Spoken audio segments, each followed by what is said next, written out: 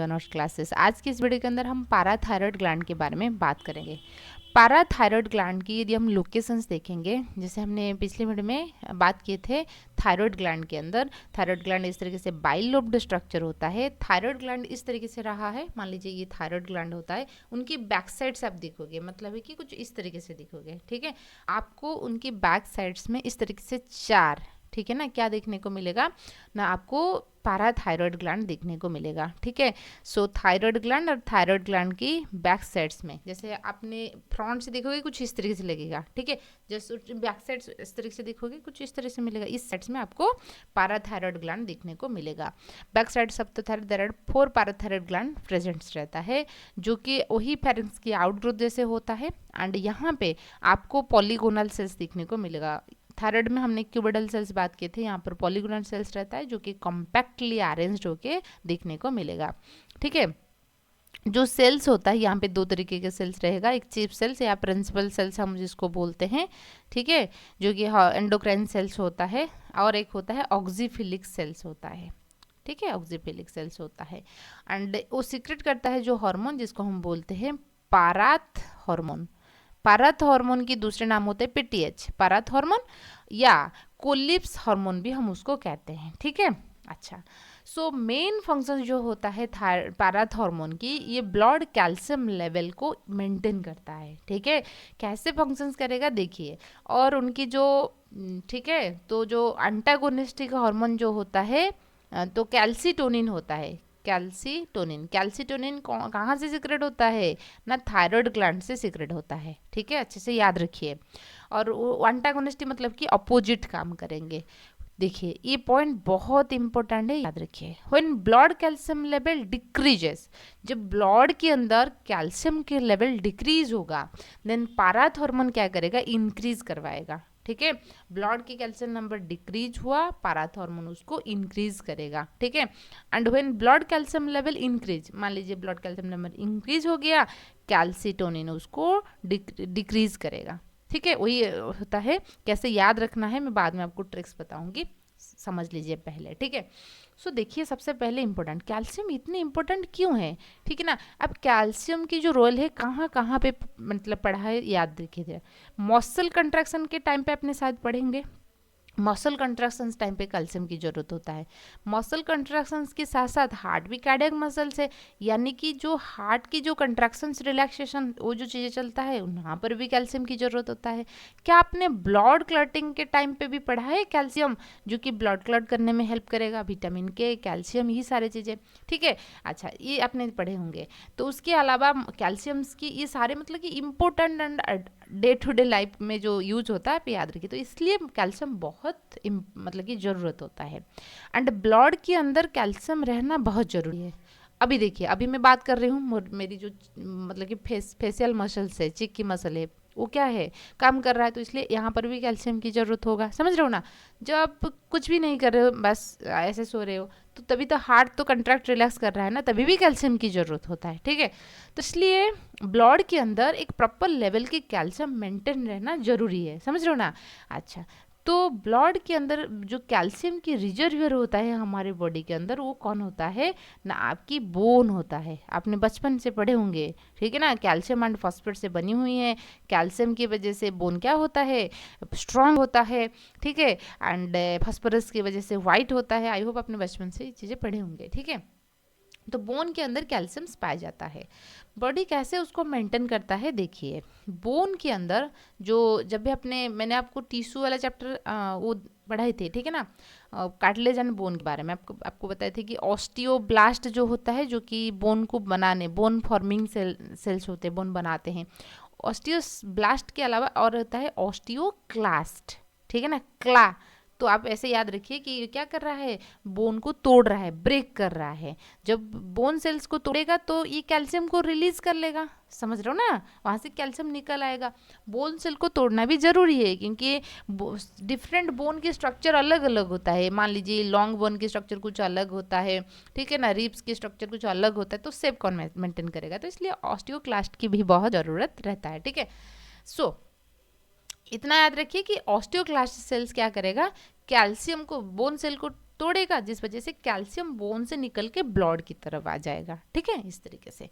तो वो किसकी इन्फ्लुएंसेस में करेगा? वही पाराथ हार्मोन की इन्फ्लुएंसेस में। हमने यहाँ पर ये बात जो बताई थी कि ब्लड कैल्शियम लेवल डिक्रीज हो गया, मान लीजिए ब्लड के अंदर लेस कैल्शियम है, आपने लेस कैल्शियम होने के क्या चांसेस है? आपकी न्यूट्रिशन बराबर नहीं है, आपने जो फिंगर फिशेस होते हैं ना, छोटे छोटे मछलियाँ होते हैं, कुछ होते हैं ना एकदम वेजिटेरियंस होते हैं, वो उसको कंज्यूम नहीं करते हैं। वेजिटेरियन हो तो सही है, लेकिन आपको जो मिल्क प्रोडक्ट है ना, डायरी प्रोडक्ट, पनीर हो गया, मिल्क हो गया, उसको कंज्यूम करना जरूरी है, नहीं तो आपको कैल्शियम कैसे मिलेगा, समझ रहे हो ना? अच्छा, तो इसलिए जब डिक्रीज होगा तो पाराथ हार्मोन क्या करेगा? वही ऑस्टियोक्लास्ट सेल जो होता है उसको क्या करेगा?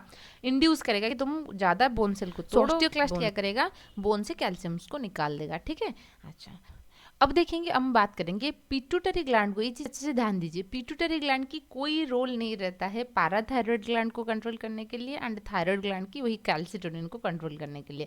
उनका डायरेक्ट कोई भी पिट्यूटरी ग्लैंड की मतलब कि इन्फ्लुएंसेस नहीं रहता, इसलिए पिट्यूटरी ग्लैंड एकदम सैड है। ठीक है, याद रखिए।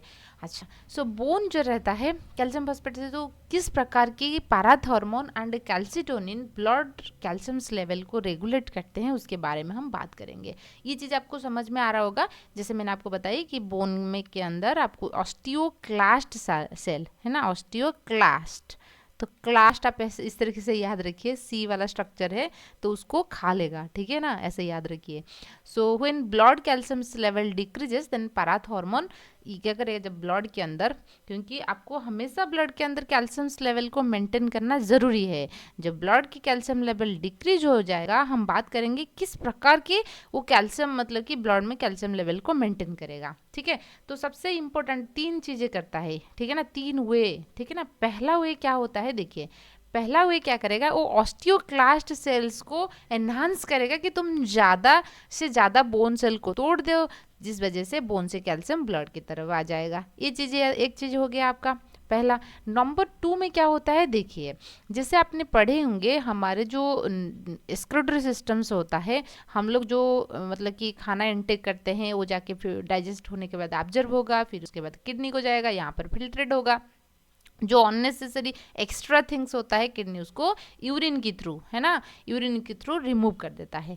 यहाँ पे क्या करेगा? ये आके पीसीटी के ऊपर एक्शंस दिखाएगा। कौन? आपकी पाराथ हार्मोन आके पीसीटी, पाराथायरॉयड हार्मोन पीसीटी, यहाँ पे ये कैल्शियम को रिअब्जर्व कर लेगा, यानी कि यूरिन में कैल्शियम को नहीं छोड़ेगा। ठीक है ना, यूरिन में बॉडी के अंदर ये ऑब्जर्व करके रख लेगा। ये सेकंड चीज़ है। थर्ड चीज़ ये क्या करता है? देखिए, फिर वापस वही किडनी के अंदर चला जाएगा। किडनी के अंदर और एक चीज़ होता है जिसको हम पाया जाता है, सिंथेसाइज होता है, जिसको हम बोलते हैं कैल्सिट्रॉल। ठीक है ना, कैल्सिट्रॉल। कैल्सिट्रॉल क्या होता है? देखिए, वही मतलब कि एक्टिव फॉर्म होता है विटामिन डी को। आपने पढ़े है ना, विटामिन डी बोन को स्ट्रांग करने में हेल्प करता है, पढ़ा है। कैसे स्ट्रांग करेगा? देखिए, कैल्सिट्रॉल क्या करता है? पाराथ हार्मोन की इन्फ्लुएंसेस में, जब पाराथ हार्मोन जाएगा तो उनकी इन्फ्लुएंसेस में क्या किडनी क्या करेगा? ज़्यादा कैल्सिट्रॉल को रिलीज करवाएगा। ठीक है ना, जब कैल्सिट्रॉल ज़्यादा रिलीज हो जाएगा, कैल्सिट्रॉल आके स्मॉल इंटेस्टाइन्स, ठीक है ना, स्मॉल इंटेस्टाइन्स में कैल्शियम एब्जॉर्प्शंस को क्या करता है? इंक्रीज कर देता है।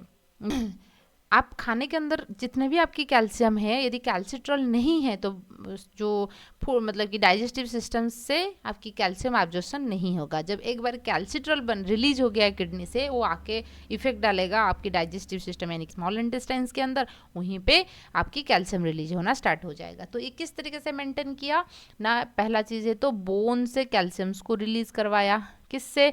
ना, उसको बोन को तोड़ने के लिए ऑस्टियोक्लास्ट है, उसको बोलेगा भाई तोड़ लो। ठीक है ना, तो यहाँ बोन से आ गया पहला चीज़। दूसरा चीज़ ये क्या किया ना? रिअब्जर्व करा, तो यूरिन में उसमें ज़्यादा कैल्शियम छोड़ने नहीं दिया, तो रिअब्जर्व करके थोड़ा उसको रख लिया। उसके बाद वो कैल्सिट्रॉल जाके किडनी को बोलेगा तुम ज़्यादा कैल्सिट्रॉल रिलीज करो, तो ज़्यादा कैल्सिट्रॉल जब रिलीज हो गया फूड में, ठीक है ना, डाइजेस्टिव सिस्टम के अंदर वो भी एक्शंस दिखाया, फूड से कैल्शियम से रिलीज हो गया। तो इस प्रकार से ये क्या करेगा? ब्लड की कैल्शियम लेवल को मेंटेन करेगा जब भी किसी वजह से ब्लड में कैल्शियम लेवल लेस है तो। ठीक है ना। अच्छा, तो जब भी ज़्यादा हो जाएगा, मान लीजिए कैल्शियम लेवल बहुत ज़्यादा हो गया, ठीक है ना, आपने बहुत ज़्यादा मिल्क कंज्यूम किया, कुछ भी हो गया, बहुत ज़्यादा हो गया, तो इस टाइम पे थायराइड ग्लैंड की जो सी सेल्स होता है ये कैल्सिट्रॉल सिक्रेट करेगा। कैल्सिट्रॉल जो एक्स्ट्रा कैल्शियम्स रहता है उसको लेके बोन में मतलब कि कंजर्व कर लेगा, वहीं पे प्रिजर्व करेगा, जब जरूरत के टाइम पे काम आएगा, ठीक है। अच्छा, तो अब हम बात करेंगे जब थायराइड पैराथायराइड हार्मोन्स बॉडी में लेस होता है तब क्या होगा, जब ज़्यादा होता है तब क्या होता है। मेन फंक्शंस याद हो गया ना, थायराइड हार्मोन कैल्शियम्स लेवल को मेंटेन कर रहा है, तो लेस होगा तो कैल्शियम जो काम कर रहा था वही काम वो नहीं कर पाएगा, समझ रहे हो ना। अच्छा देखिए, तो हाइपोकैल्सीमिया टिटानी मतलब कि कैल्शियम की कमी होने की वजह से टिटानी हो रहा है। टिटानी का मतलब क्या होता है, मसल कंट्रैक्शंस में कोई प्रॉब्लम होगा, ठीक है, क्योंकि मसल कंट्रैक्शंस के लिए आपको तो कैल्शियम की ज़रूरत होता है। अब हाइपोपैराथायरॉयडिज्म मतलब है कि low level of parathyroid, low level parathyroid ultimately calcium level भी उस तरीके से मेंटेन नहीं हो पाएगा, लेस हो जाएगा, तो इस वजह से टिटानी होता है। हाइपोकैलेमिया यानी कि कैल्शियम लेवल तो लेस होता है, उस वजह से जो फॉस्फोरस लेवल होता है ना बॉडी के अंदर ज़्यादा हो जाता है, तो जिस वजह से एक इम्बालांस क्रिएट होता है और वही higher level of phosphorus in the blood is called the hypokalemia. तो और एक होता है स्पाज्मोडिक कॉन्ट्रैक्शंस, कॉन्ट्रैक्शंस में यहाँ पर रिदम सेट नहीं रहेगा। और नेक्स्ट बात करेंगे हाइपर पैराथायरॉयडिज्म, जब ज़्यादा पीटीएच पैराथायरॉयड हार्मोन जब ज़्यादा बनेगा तब क्या होता है, देखिए, तो वो होता है ऑस्टियोटाइटिस फाइब्रोसा, यानी कि इस तरीके से जो हाथ वगैरह होता है ना, जो बोन होता है ना, वो इस तरीके से बेंड हो जाएगा, हाइपर पैराथायरॉयडिज्म से होता है। क्योंकि देखिए हाइपर पैराथायरॉयडिज्म, ज़्यादा पैराथायरॉयड है तो क्या होगा, बोन अलग कैल्शियम अलग हो जाएंगे, बोन को जो स्ट्रांग बना रहा था कैल्शियम, अभी कैल्शियम नहीं है, तो बोन एकदम से क्या हो जाएगा, बेंड हो जाएगा, जिसको हम ऑस्टियोपोरोसिस भी कहते हैं। बोन के अंदर छेद हो जाएगा, मतलब कि टूट जाएगा, वैसे याद रखिए, क्योंकि उसको स्ट्रांग बनाने वाले कैल्शियम अलग हो जाएंगे। ज़्यादा पीटीएच है, वो ज़्यादा ऑस्टियोक्लास्ट सेल्स को इंड्यूस करेगा, तो ऑस्टियोक्लास्ट सेल्स बोन को तोड़ देगा, ठीक है। ऑस्टियोपोरोसिस हम कहते हैं जिसको छेद होता है। हाइपरकैल्यूरिया, ज़्यादा कैल्शियम मतलब कि पैराथायराइड है तो ज़्यादा कैल्शियम ब्लड के अंदर आ जाएगा, ब्लड में ज़्यादा है, बॉडी क्या करेगा, यूरिन के थ्रू कैल्शियम्स को रिलीज करने के लिए कोशिश करेगा, तो इसलिए हम उसको हाइपर कैल्यूरिया बोलते हैं, ठीक है ना। यूरिन में ज़्यादा कैल्शियम जब निकल रहा है, हाइपर कैल्यूरिया। समटाइम्स कैल्शियम जो होता है किडनी के अंदर डिपोजिट हो जाता है, जो जिसको हम स्टोन बोलते हैं, किडनी स्टोन बोलते हैं, ठीक है, वही उनके यूरिन के आउटपुट होता है। ये होता है पूरा का पूरा आपका पैराथायराइड ग्लैंड के बारे में। आई होप आपको वीडियो अच्छे से समझ में आएगा। वीडियो पसंद आए तो लाइक कीजिए, शेयर कीजिए, सब्सक्राइब कीजिए, आपकी जूनियर के साथ भी शेयर कीजिए। Thank you.